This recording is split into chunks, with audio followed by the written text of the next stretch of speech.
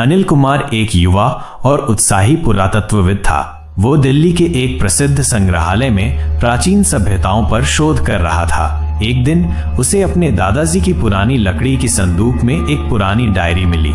ये संदूक कई सालों से बंद पड़ी थी, जैसे उसमें कोई गुप्त खजाना छिपा हो। डायरी के पन्ने समय की मार से पीले पड़ चुके थे, लेकिन लिखावट अब भी साफ थी। जैसे जैसे अनिल ने उसे पढ़ना शुरू किया, उसके चेहरे पर उत्सुकता बढ़ती गई। डायरी में एक गांव का जिक्र था, नागधाम, जो कहीं दूर एक पहाड़ी इलाके में बसा था। उसमें यह भी लिखा था कि नागधाम के पास कुछ प्राचीन गुफाएं हैं, जिनमें से एक गुफा नागलोक का रहस्य समेटे हुए है।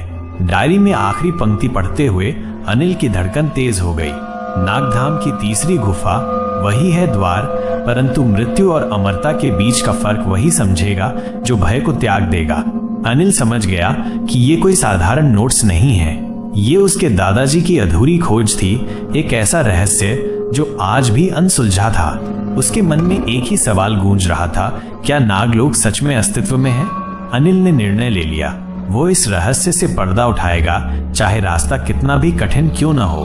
अनिल ने अपने भीतर के डर को दबाते हुए नागधाम गांव की ओर कदम बढ़ाए। वो रहस्य को उजागर करने की जिद के साथ आगे बढ़ रहा था। उसके साथ ही रिया, एक बेहद समझदार इतिहासकार जो चीजों को तर्क और तथ्य से परखती थी। रिया के साथ होने से उसे थोड़ी राहत मिली, क्योंकि वो जानता था कि उसकी तार्किक सोच किसी भी समस्या को हल कर सकती है। गांव में पहुंचते ही दोनों को अजीब सी निगाहों का सामना करना पड़ा। हर आदमी और औरत की आंखों में डर था। जैसे ही वे गांव के बीचों बीच पहुंचे, कुछ लोग एक दूसरे से फुसफुसाते हुए नजरें चुराने लगे। एक अजीब सी चुप थी जो हवा में महसूस हो रही थी। गांव का माहौल अजीब था, जैसे यहाँ कोई गहरी छुपी हुई बात हो जिसे कोई नहीं उजागर करना चाहता। अनिल ने रिया से कहा, क्या तुम भी इसे महसूस कर रही हो? यहाँ कुछ तो गड़बड़ है। रिया ने सिर झुकाकर कहा, हाँ, ये माहौल बहुत दबाव वाला है, लेकिन हमें रुकना नहीं होगा। हम जिस उद्देश्य के लिए यहाँ आए हैं वो हमें पूरा करना होगा। तभी एक वृद्ध व्यक्ति, पंडित हरिहर नाथ, उनके पास आया। वो गांव का सबसे बुजुर्ग और सम्मानित व्यक्ति था। उसकी आंखों में एक रहस्यमय चुप थी, जैसे वो बहुत कुछ जानता हो लेकिन कुछ कहने से डरता हो। उसने अनिल और रिया को घूरते हुए चेतावनी दी, बेटा, नागलोक की ओर कदम उठाने से पहले जान लो, वहां की शक्ति स्वर्ग नहीं, नरक से भी गहरी है। उसकी आवाज में गहरी चिंता थी। उसने दोनों को एक बार फिर घूरते हुए कहा, तुम लोग यहाँ आए हो, ठीक है, लेकिन ध्यान रखना, तुम्हारा रास्ता सरल नहीं है। नागलोक के रहस्यों से छेड़छाड़ करने का खामियाजा बहुत महंगा हो सकता है। रिया ने सवाल किया, पंडित जी, क्या आप हमें बता सकते हैं कि यहाँ क्या हो रहा है? हम तो बस सत्य की खोज में हैं।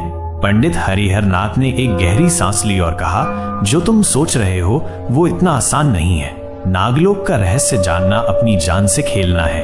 ये जगह तुम्हारी सोच से कहीं अधिक खतरनाक है। अनिल और रिया दोनों चुप हो गए। दोनों के मन में पंडित के शब्द गूंज रहे थे। क्या वे सचमुच इस रास्ते पर चलने के लिए तैयार थे? अनिल और रिया ने धीरे धीरे गुफा की श्रृंखला में कदम रखा। हर गुफा ने उन्हें नए रहस्यों से रूबरू कराया था, लेकिन तीसरी गुफा तक पहुंचने का रास्ता सबसे मुश्किल था। रास्ते में कई बड़ी बड़ी चट्टानें थीं, जिन पर अजीब अजीब शिलालेख खुदे हुए थे। ये शिलालेख बहुत पुरानी भाषा में थे और उनमें नागों की आकृतियां बनाकर किसी रहस्यमय शक्ति का संकेत दिया गया था। अनिल ने देखा, शिलालेखों में कुछ विशेष बातें लिखी थीं, जिनसे ये साफ था कि ये जगह कुछ गहरे रहस्यों को छुपाए हुए है। आखिरकार वे उस स्थान तक पहुंचे जहां एक पुराना यंत्र रखा हुआ था। यह यंत्र, जिसे देखकर किसी को भी डर लग सकता था, गुफा के द्वार की रक्षा कर रहा था। यंत्र बहुत पुराना था और उसमें कई जटिल गियर और लॉक थे। अनिल ने उसे ध्यान से देखा, फिर उसने यंत्र को सही क्रम में घुमाया। जैसे ही उसने सही घुमाव दिया, अचानक द्वार के पास से एक आवाज आई और धीरे धीरे वो खुलने लगा। साथ ही एक ठंडी हवा का झोंका उनके चेहरे पर आया। रिया ने सिहरते हुए कहा, क्या ये हम सही कर रहे हैं? हम कहाँ जा रहे हैं? उसकी आवाज में डर था, लेकिन साथ ही जिज्ञासा भी थी। अनिल ने उसकी ओर देखा और कहा, ये तो बस शुरुआत है रिया। जो हम करने जा रहे हैं वो आसान नहीं है, लेकिन हमें इसे पूरा करना होगा। वे दोनों अंदर घुसे और जैसे ही द्वार बंद हुआ, सामने एक गहरी खाई दिखने लगी। ये खाई पूरी तरह से अंधकार में डूबी हुई थी, जैसे वहां कोई अनदेखा खतरा छुपा हो। लेकिन अनिल ने डर को झटकते हुए कहा, हम यहाँ तक पहुँचने के बाद वापस नहीं जा सकते, हमें इस रहस्य को जानना ही होगा। रिया ने उसकी ओर देखा और एक गहरी सांस ली। ठीक है, उसने कहा, लेकिन हमें सतर्क रहना होगा, यहाँ कुछ और भी है जो हम नहीं समझ पाए हैं। दोनों ने एक दूसरे को देखा और फिर धीरे धीरे अंधेरे में कदम बढ़ाए, जहां न जाने कौन सा रहस्य उनका इंतजार कर रहा था। गुफा के भीतर एक लंबी और संकरी सुरंग थी। अनिल और रिया धीरे धीरे उस सुरंग में आगे बढ़ते गए।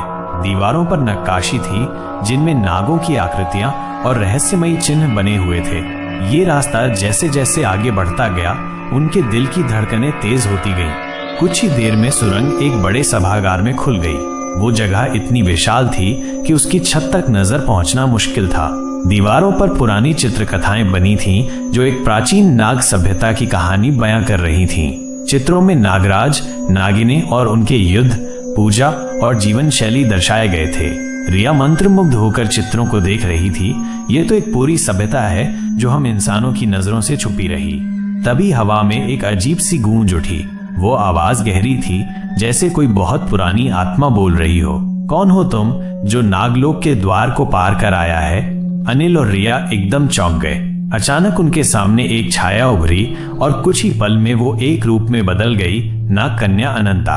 वो रहस्यमयी और शक्तिशाली दिख रही थी। उसकी आंखें नीली ज्वाला जैसी चमक रही थीं और उसके चारों ओर सांप फुफकारते हुए घूम रहे थे। उनका फन उठा हुआ था, जैसे वे हमला करने को तैयार हों। पर अनंता ने उन्हें शांत रखा। उसने गहरी आवाज में कहा, तुमने नागलोक के द्वार को खोला है, अब तुम्हें परीक्षा देनी होगी। रिया ने हिम्मत करके पूछा, किस तरह की परीक्षा? अनंता ने उसकी आंखों में देखा और बोली, इस धरती पर संतुलन बनाए रखने के लिए कुछ शक्तियां छुपाई गई थीं। नागलोक उनकी रक्षा करता है, लेकिन अब जब तुमने रास्ता खोल दिया है तो यह तय करना जरूरी है कि तुम योग्य हो या नहीं। अगर असफल हुए तो यही स्थान तुम्हारा अंत होगा। अनिल ने गंभीरता से कहा, हम किसी लालच में नहीं आए हैं, हम सच्चाई जानना चाहते हैं, इतिहास को समझना चाहते हैं। अनंता ने एक क्षण उन्हें देखा, फिर धीरे से मुस्कुराई। सत्य की खोज आसान नहीं होती अनिल, और नागलोक में हर उत्तर एक नई चुनौती लेकर आता है। तैयार रहो, तुम्हारी परीक्षा अब शुरू होती है। और उसी क्षण सभागार की जमीन हिलने लगी। दीवारों से रोशनी की रेखाएं निकलने लगीं और सामने 3 रहस्यमयी द्वार प्रकट हो गए। परीक्षा शुरू हो चुकी थी। अनंता अनिल और रिया को नागलोक के गहरे हिस्से में ले जाती है। यह रास्ता और भी रहस्यमयी था। दीवारों पर चमकती नीली रेखाएं थीं, जैसे वहां हर चीज किसी अनदेखी शक्ति से जुड़ी हो। कुछ ही समय में वे एक गोल चमकदार कक्ष में पहुंचे, जहां बीचों बीच एक नीली रोशनी में नहाई हुई नागमणि रखी थी। नागमणि का तेज इतना गहरा और चमकदार था कि उसकी रोशनी से पूरा कमरा नीले प्रकाश में डूब गया। वहां की हवा भारी लग रही थी, जैसे वक्त भी रुक गया हो। अनंता ने गंभीर स्वर में कहा, यह है नागमणि, इसे पाना आसान नहीं है। यह अमरता देती है, लेकिन सिर्फ उसी को जो अपनी सबसे प्रिय इच्छा का त्याग कर सके। रिया ने डर के साथ अनिल का हाथ पकड़ा। अनिल, मुझे डर लग रहा है, ये खतरनाक है, हमें वापस चलना चाहिए। अनिल ने उसकी ओर देखा और बहुत शांति से कहा, अगर ये मेरे दादाजी की आखिरी खोज थी तो मुझे इसे पूरा करना ही होगा। वो अधूरा सपना मेरा कर्तव्य है।